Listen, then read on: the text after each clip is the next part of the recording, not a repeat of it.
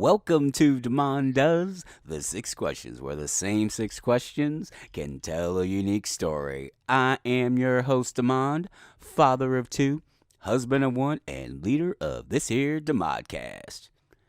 Well, first of all, I would like to apologize. I had some programming issues for this week, so the promised episode with Valjean Jeffers will be published next week. I promise. It's already recorded. It's being edited as we speak, or as I record this, and I will have it in your hot little podcast app next Wednesday, along with this. So you're gonna get two in a matter of like 4 days. Like, that is so much Demond does. That's so much of Demond doing.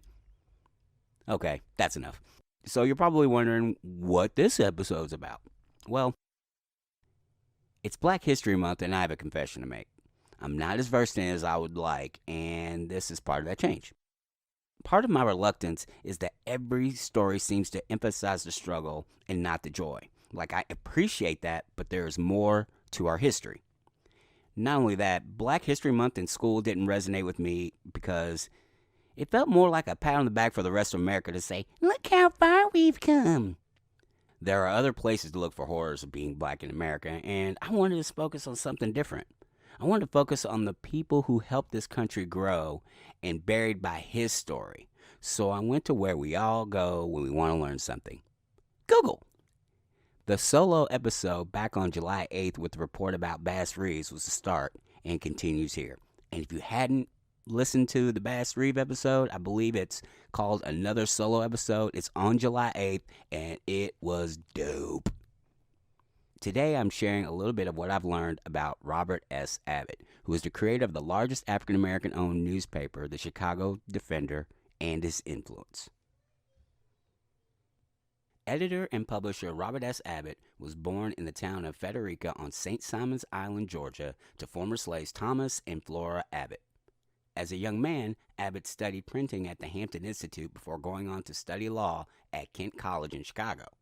After earning his degree, he tried to earn a living as a lawyer. After experiencing the difficulty of trying to establish a law career, give you 3 guesses why, Abbott changed course. He came to realize that he might achieve greater success battling white supremacy and achieving equality for black people through the media. At the age of 35, Abbott launched the Chicago Defender from either the kitchen or dining room of his landlady's home. The first 300 copies were printed using the knowledge he gained from learning the print trade and a small loan. Abbott went door to door throughout Chicago's South Side selling the paper. The Chicago Defender struggled for several years, but eventually found its footing. Initially, the paper was a weekly platform for expressing the concerns and voicing the issues of the African American community in Chicago. The Defender frequently reported on violence against blacks, police brutality, and the struggles of black workers. Expanding beyond Chicago, the Chicago Defender's confrontational and militant tone became a loud voice in the anti-lynching campaign of the post-Reconstruction Jim Crow era. The paper received national attention in 1915 for its anti-lynching slogan, "If you must die, take at least one with you." And I am for all of that. In the South, the paper's support of migration and its frank reporting on racial conditions drew the hostility of state and local officials. Surprise, surprise. Without the option of traditional distribution channels and readers being intimidated by hate groups in the South to the point that the paper had to get creative. So what did they do? The paper began building an unofficial distribution network of Pullman porters and entertainers helped to smuggle issues. With this expansion of distribution, the paper eventually grew to a circulation of over 100,000. The paper was difficult to obtain in some areas, and a single issue might be read by 4 to 5 people, resulting in an estimated reach of 4 to 500,000 readers per week. This is some James Bond type stuff, man. They were basically shipping the papers, and they would sneak them in. So I mean, this would make actually kind of an interesting spy movie, or kind of a heist, a weird take on a heist film. Maybe have a paper emerge from Chicago from the printer, and then follow that paper and the stories of the families and the people who read that paper all the way to the South. I don't know. It's just a random idea I had. In addition to protesting the injustices committed against black people, the Chicago Defender also promoted migration. Abbot believed that black people from the South could achieve greater economic and racial equality in the North. Several of the paper's articles and political cartoons advocated for black people in the South moving to the North and the West, Chicago in particular. In 1915, the Defender launched its official campaign for blacks to move north called the Great Northern Migration, and 5 to 6 million Southern African Americans moved north to cities like Chicago, New York, Pittsburgh, and Detroit looking for better opportunities. And before, I don't want to get into the Great Migration because that sucker needs its own episode because it is amazing. There are other sources for it, and I will list them in the show notes. In addition to exerting community leadership through the newspaper, Abbot was active in numerous civic and art organizations in Chicago. He was a member of the Chicago Commission of Race Relations. He co-founded the Bud Billiken Club for Black Youth in Chicago and later launched the annual Bud Billiken Parade and Picnic.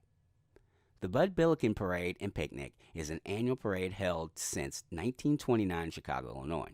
It's the largest African American parade in the United States of America, and it's held annually on the second Saturday in August, so sometimes it does show up on Demand Day. The parade route travels on Dr. Martin Luther King Drive through Bronzeville and Washington Park neighborhoods on the city's south side. At the end of the parade, in the historic Washington Public Park, is a picnic and festival. The parade has developed into a celebration of youth, education, and African American life in Chicago, Illinois. Abbot was also one of several philanthropists to help Bessie Coleman become the first American woman to obtain an international pilot's license. I plan on talking about Bessie Coleman in a later episode because her story is too amazing to include here. On February 29, 1940, Abbot died from nephros. His home, which was located in the Bronzeville neighborhood, was later designated as a National Historic Landmark. The Public Defender is still in existence and continued to be published in print form until 2019 when it became online only. Now that's a brief summation of the life and accomplishments of Robert S. Abbot. I hope you enjoyed it. If so, tell a few friends and go to Apple Podcasts and leave a 5-star rating and review. It helps the show climb the charts and more can join the conversation.